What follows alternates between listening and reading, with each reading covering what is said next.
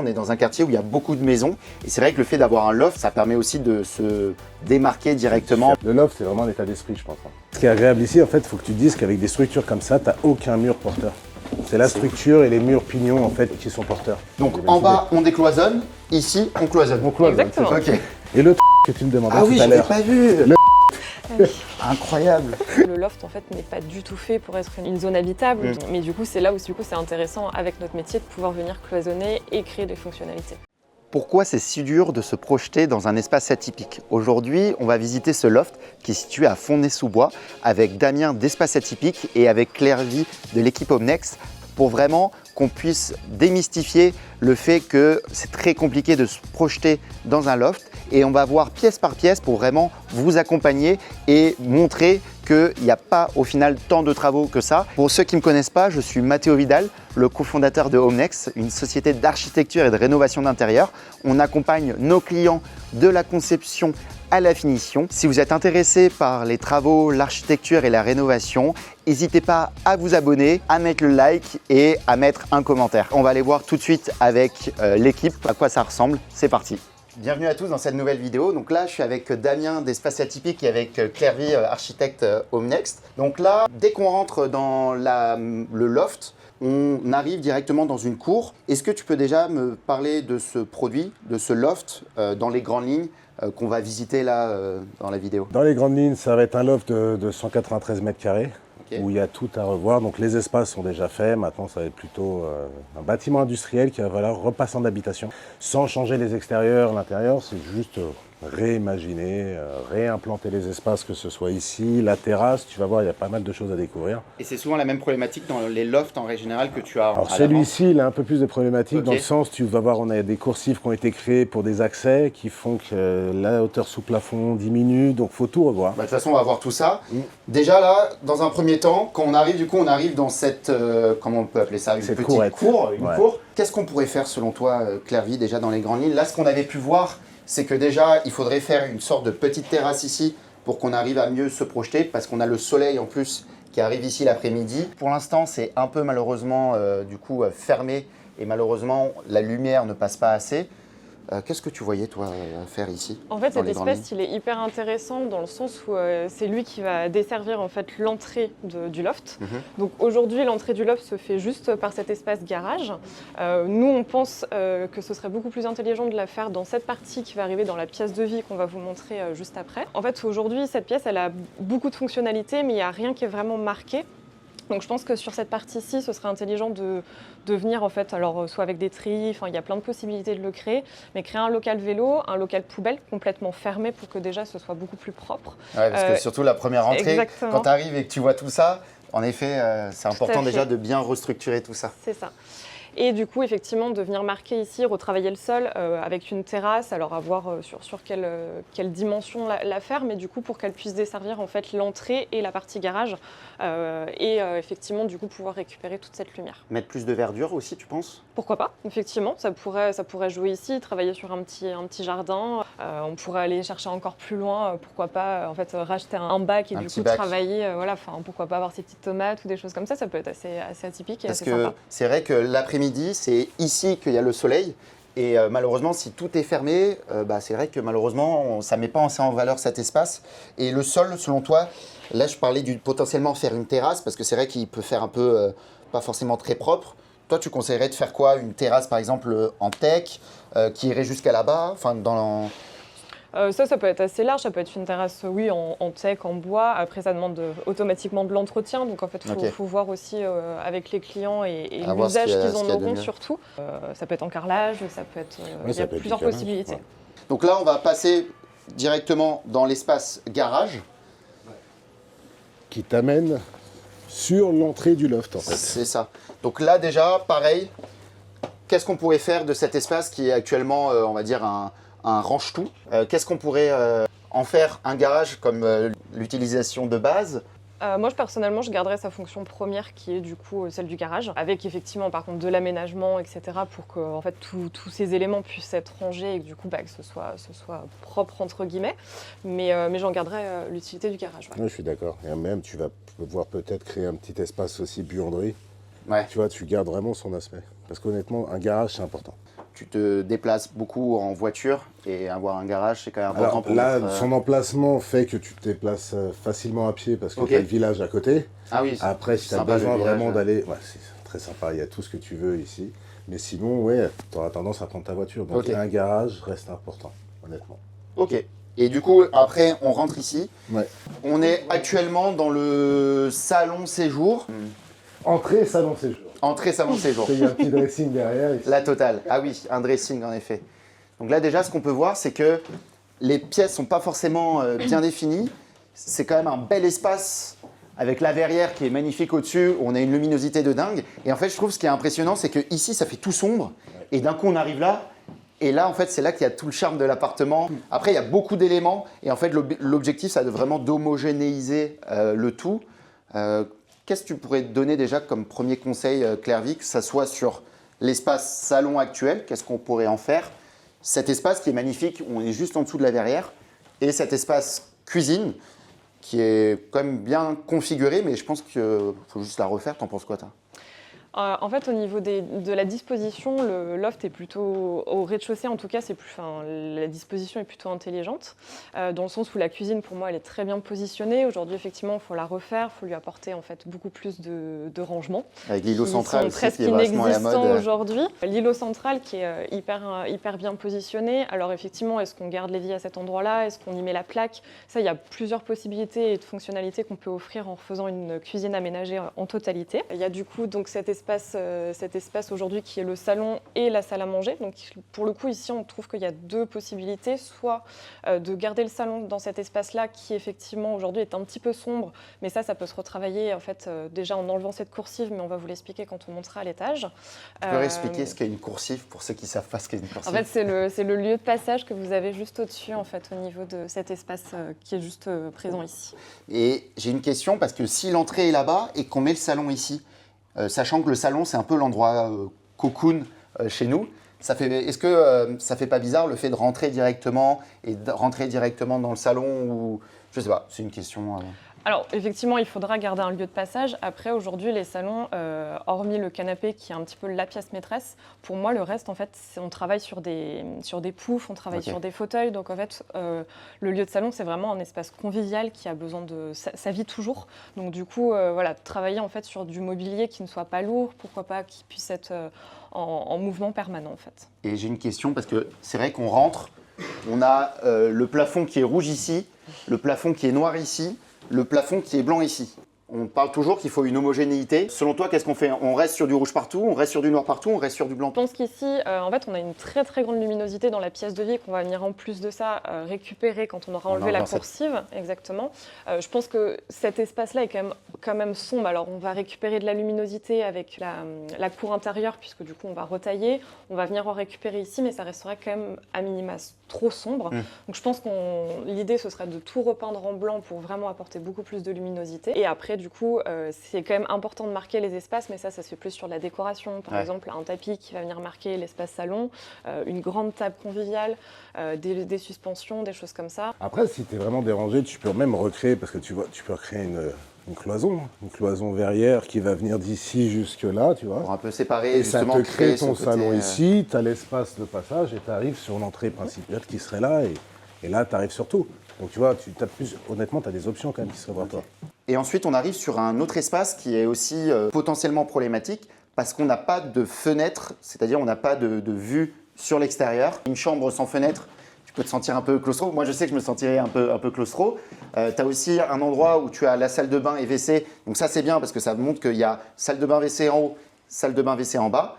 Qu'est-ce qu'on pourrait faire de cet espace pour les gens qui ont du mal à se projeter? Parce que c'est aussi le but de cette vidéo, c'est accompagner et aider les gens qui ont du mal à se projeter, surtout dans des lofts avec un potentiel pareil.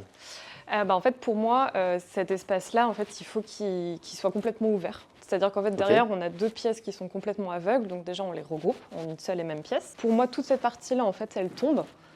Et on peut péter même cette cheminée? Oui, Pas alors porteur. oui, la cheminée, c'est un parti pris, on la garde pas, ça va dépendre un petit peu de l'esthétique qu'on souhaite donner au loft. Ok. Mais admettons qu'on décide de la garder, toute cette partie-là, pour moi, en fait, elle tombe. Et du coup, on travaille derrière sur un espace bureau, bibliothèque, pourquoi pas une chambre d'appoint, donc qui Ok. deviendra une chambre d'amis.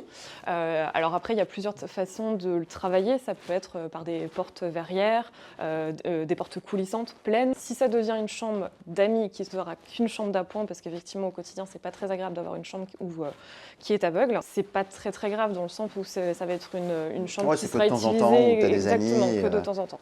Ok, donc ça veut dire qu'on garderait une chambre, 2 chambres, 3 chambres et en bas une chambre d'appoint pour Exactement. les amis. Et comme tu as dit, ça permettrait d'ouvrir encore plus l'espace, d'avoir encore plus de luminosité. Et sachant que le point lumineux, il est quand même mis ici, c'est vraiment le puits de lumière, ça porte bien son nom, ça amènerait partout.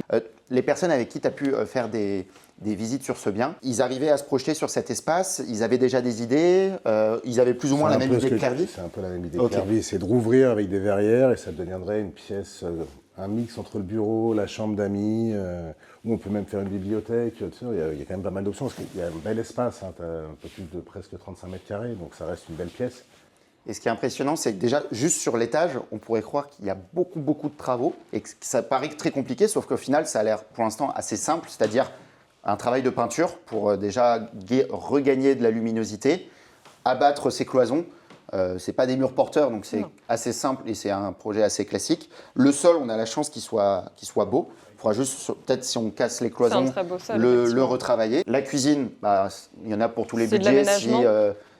pour que ça soit sur une cuisine Ikea, si vraiment les personnes veulent un premier prix ou une cuisine Schmidt, comme tu disais tout à l'heure. Donc là, il y a déjà pas mal d'options. Ici, selon toi, est-ce qu'on décloisonne aussi ou on recloisonne? Parce que c'est vrai que les lofts, la particularité des lofts, c'est qu'il y a quasiment rien de cloisonné. Et parfois, les gens, ils perdent leur repère parce qu'ils ne sont pas habitués, surtout avec le Paris haussmannien où c'est très cloisonné. On est dans une période où on décloisonne tout. Ici, tu conseilles de décloisonner. Et ce mur-là, tu conseilles de cloisonner ou laisser comme ça pour vraiment séparer la Moi, je cuisine? l'aurais laissé comme tel parce que du coup, ça permet en fait derrière cette cloison du coup de créer vraiment une entrée où on expliquera également juste après quand on passera à l'étage. En fait, ça nous permettra de créer l'accès à l'étage supérieur, Ok. qui permettra aussi du coup de faire en fait toute une entrée avec penderie, étagère, rangement de chaussures, etc. Donc en fait, j'aurais vraiment gardé ce cloisonnement juste sur cette petite partie-là et ça permettra en fait tout simplement en fait aussi de pouvoir aménager plus facilement la cuisine. Ok, bon, on va passer à l'étage du dessus. Même l'escalier, là, il est magnifique. Ça, c'est un point qui est intéressant. Sur un projet pareil, on avait un loft. La cliente voulait absolument faire des rangements ici parce que c'est on va dire une surface qui est perdue. Toi, tu conseilles quoi? Parce qu'il y a deux options. Soit, en effet, ça fait des rangements, soit des beaux escaliers comme ça les met moins en valeur, le fait d'avoir des rangements en dessous. Toi, tu conseillerais quoi, par exemple? Ici, ça s'y apprête pas forcément de faire des rangements, ça pourrait être recréer un petit espace de lecture ou quelque chose comme ça, juste avec un fauteuil, un petit guéridon qui soit posé juste à côté. J'aurais pas forcément fait de rangement supplémentaire dans cet Ok. endroit-là, puisque du coup, on va apporter la solution de rangement dans d'autres lieux, dans le loft en fait, donc je pense que c'était pas C'est vrai forcément qu'il n'y a pas utile. beaucoup de rangements Non. actuellement et le but c'est de faire un maximum de rangements sur mesure. Et l'escalier il est vraiment magnifique, hein. Même toute la structure métallique. Tu me disais que c'était une structure métallique Eiffel, c'est ça? La structure là-haut, en fait, c'est une structure Eiffel, ça le dessin. Incroyable. On va voir ça tout de suite. Après, ce qui est agréable ici, en fait, il faut que tu te dises qu'avec des structures comme ça, tu n'as aucun mur porteur. C'est la structure et les murs pignons, en fait, qui sont porteurs. Ouais, il y a C'est vraiment- l'avantage du, C'est coup, l'avantage de du pouvoir, vrai loft, en fait. réaménager, ouais. C'est un vrai loft. Un bâtiment qui était vraiment une usine ou autre, qui a totalement été... Là c'est magnifique, hein. Bah là, tu vois toute la lumière. Avec la Ensuite, structure, etc. Ça a vraiment En fait, ça a le charme de l'ancien, mais c'est un loft là. C'est ça qui est incroyable. On est du coup à l'étage, donc on a vraiment ce côté loft où c'est vraiment en carré avec le puits de lumière. On voit que là-bas, il y a un petit endroit. C'est quoi? On va regarder ça tout de suite de toute façon. Alors, je vais te faire découvrir une très très belle salle de bain. Là déjà, il y a beaucoup de rideaux, il y a peu de murs. Je pense que déjà... En fait, les murs, c'est des cloisons bois, en fait. C'est Ah oui. qu'aujourd'hui, si tu rabats tout ça, que tu refais une vraie cloison, ou la même idée que tu disais tout à l'heure, un beau papier peint d'en bas, c'est... Donc des belles en idées. bas, on décloisonne. Ici, on cloisonne. On cloisonne, Exactement. c'est ça. Ok. Parce que, alors voilà, je te laisse découvrir Olé. cette super... Et le toilette que tu me demandais Ah oui, tout à je l'ai l'heure. pas vu. Le toilette, Incroyable. voilà, avec double passage. Est-ce qu'on laisse la salle de bain ici, pour le coup, qui est très lumineuse, hein. Je crois que c'est la salle de bain la plus lumineuse que j'ai vue depuis un petit moment. Avec la problématique, pardon, de la canalisation qui est juste ici. Ouais, en fait, la salle de bain en soi, elle est bien placée. Par contre, effectivement, il faut en créer des vrais murs et non une paillasse. Par contre, pour garder la luminosité qui arrive et qui est quand même hyper intéressante, on peut le continuer en fait avec éventuellement du verre ou quelque chose comme ça qui sera positionné. On peut retravailler en fait avec une verrière qui est dans le même style que les poutres. Ça peut être assez intéressant, mais en termes d'emplacement, la salle de bain est plutôt bien placée.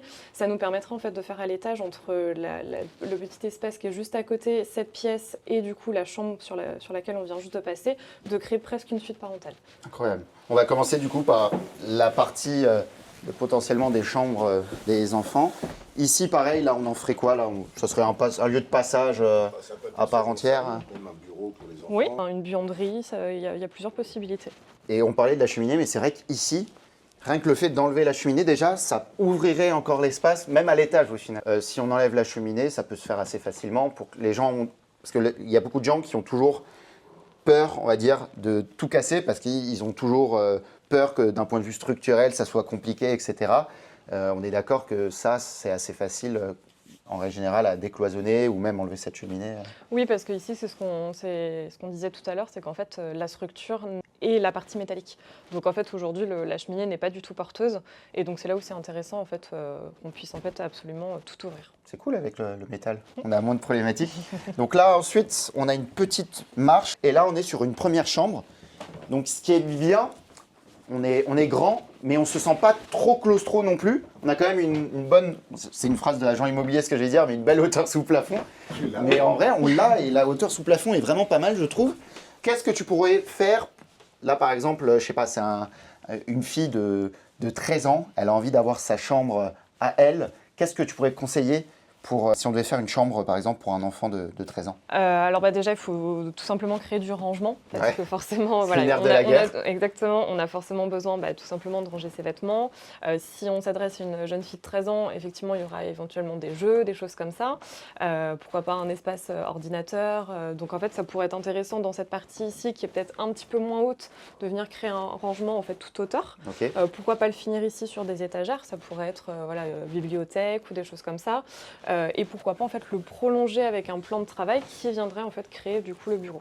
Et sur les espaces mansardés comme ça, on est d'accord qu'on ne peut pas acheter une armoire classique.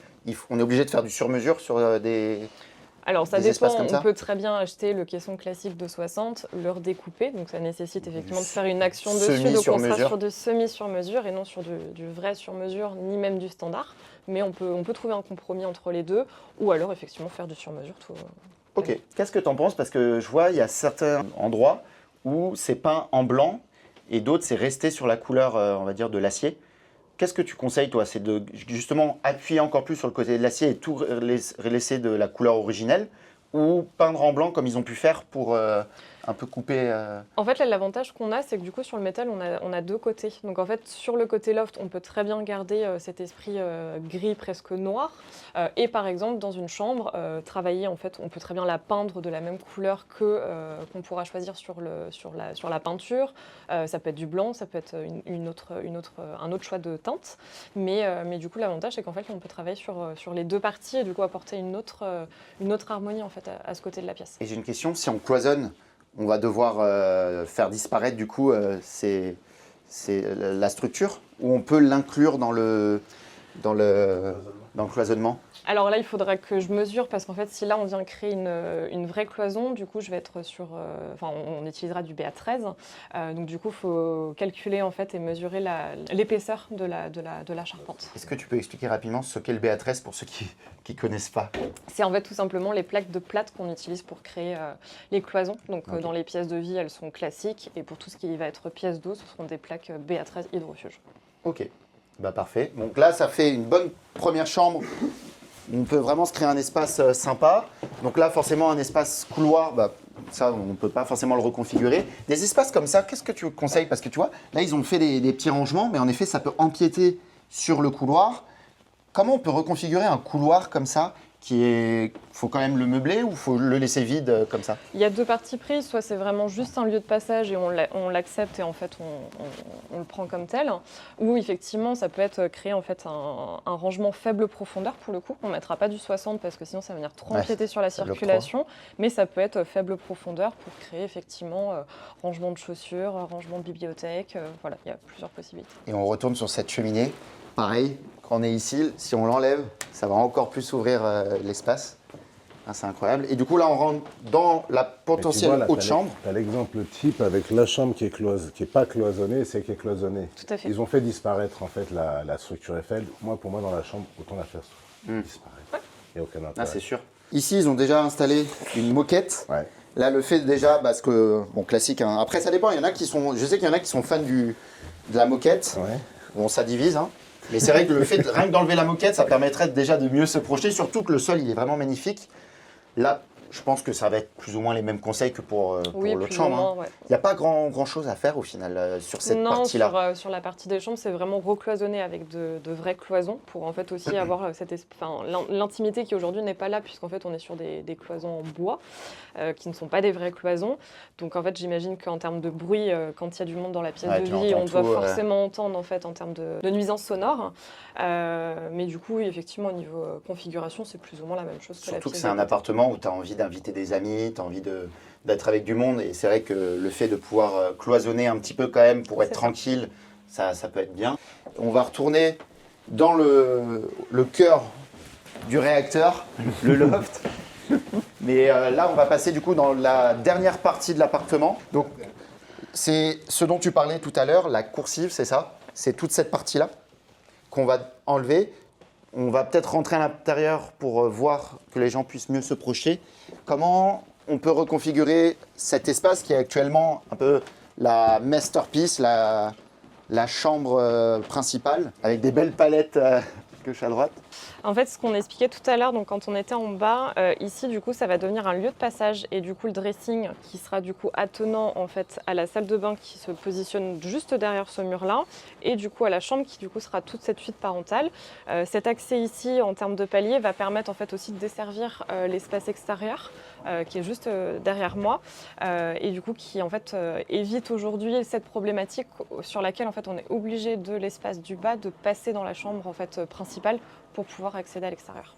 Ok. Et obligé au plus de passer tout au bout, donc tu es obligé de partir au bout du loft pour revenir sur la terrasse ici, donc tu vas même gagner du temps sur l'accès à la terrasse. C'est vrai que le problème là, c'est que tu devais, par exemple, si c'est la chambre des parents, tu dois passer dans la chambre des parents pour ensuite aller dans sinon le sur salon, cet espace-là qui est un petit peu en dehors de l'espace des parents, qui est plus l'atelier. Ouais, c'est mais ça. techniquement, là, il faut recloisonner ici, je suis assez d'accord avec Larry, ça crée vraiment un palier qui t'emmène sur l'extérieur.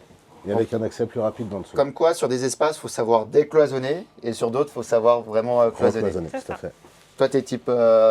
ça dépend vraiment de chaque espace parce que je sais du lieu. Je sais qu'on va peut-être se faire des ennemis pour le coup parce que le loft, en fait, on a toujours tendance à dire qu'on ne le cloisonne pas. Okay. Et c'est vraiment aussi la vraie appellation en fait du loft déjà d'origine.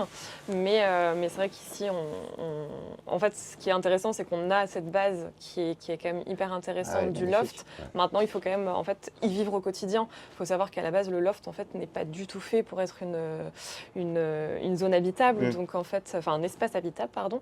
Mais du coup, c'est là où c'est intéressant avec notre métier de pouvoir venir cloisonner et créer des fonctionnalités. Parce que toi, Damien, est-ce que tu as un type de personne qui aime vraiment que les lofts et c'est vraiment des grands fans de lofts, ils arrivent facilement à se projeter ou t'as un peu On va de dire tout? que les lofts, c'est plus pour les artistes. Okay. Le vrai loft. Quand on parle du loft qui est totalement décloisonné, c'est plus des artistes qui vont aimer ça. Qui arrivent à se projeter dans l'espace, qui a besoin de liberté. Ouais. Et les gens qui aiment les produits un peu communs et qui veulent partir sur quelque chose de loft qui est une belle différence quand même en vrai, vont être perdus.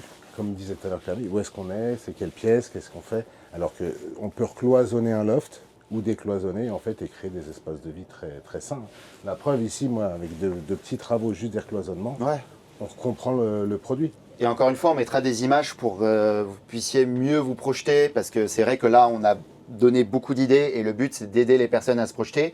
On mettra également un document avec vraiment toutes les informations et toutes les informations que ça soit d'un point de vue chiffre mais aussi d'un point de vue reconfiguration dans un document. Il ne faudra pas hésiter à envoyer un message en commentaire si vous voulez qu'on vous l'envoie directement. Dans le quartier, Donc là, on est à Fontenay-sous-Bois, on est dans un quartier où il y a beaucoup de maisons. Et c'est vrai que le fait d'avoir un loft, ça permet aussi de se démarquer directement par rapport à plein d'autres personnes. Alors c'est une zone où il y a quelques lofts quand même. Ok. C'est une ancienne zone industrielle, donc tu peux trouver pas mal de lofts.